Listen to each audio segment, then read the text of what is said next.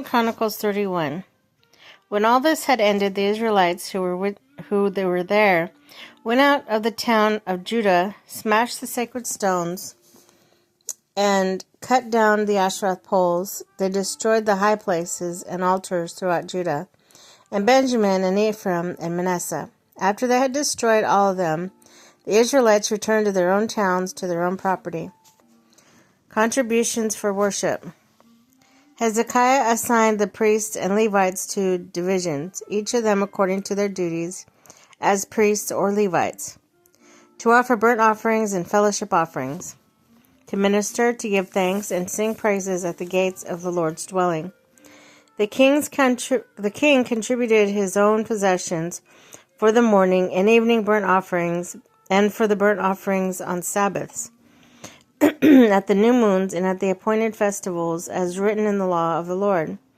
He ordered the people living in Jerusalem to give a portion due to the priests and Levites, so they could devote themselves to the law of the Lord. As soon as the order went out, the Israelites generously gave first fruits of their grain, new wine, olive oil, and honey, and all that the fields produced.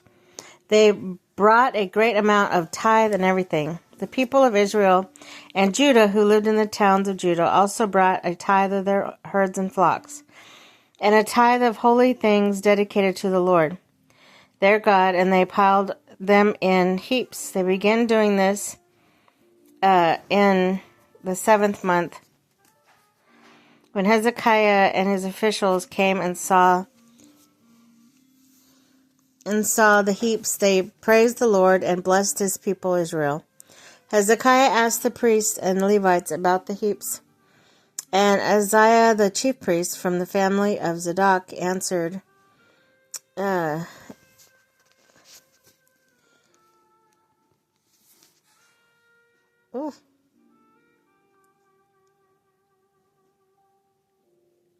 Since the people began to bring their contributions to the temple of the Lord, we have had enough to eat and plenty to spare, because the Lord has blessed his people. This great amount is left over. Hezekiah gave orders to prepare storerooms in the temple of the Lord, and this was done. Then they faithfully brought in contributions, tithes, dedicated gifts. Conaniah, a Levite, was the overseer in charge of these things, and his brother Shemel was next in rank. Jehiel, Azaziah, Nahath, Asahel, Jeremoth, Jozabad, Eliel, Ismachiah, Mahath, and Benai were assistants of Conaniah and Shammai, his brother. All these served by appointment of King Hezekiah and Azariah, the official in charge of the temple of God.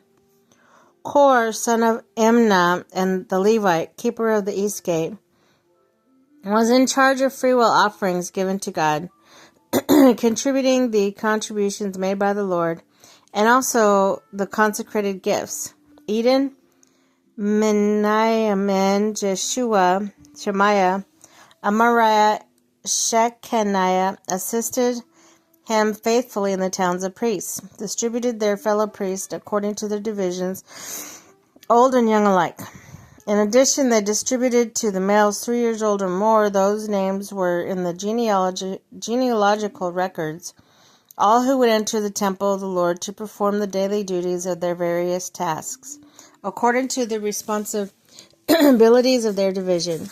And they distributed to the priests enrolled by their families in the genealogical records, and likewise to the Levites 20 years old or more, according to their responsibilities and their divisions. They included all the little ones, the wives, the sons, daughters, and the whole community listed in the genealogical records, for they were faithful in consecrating themselves.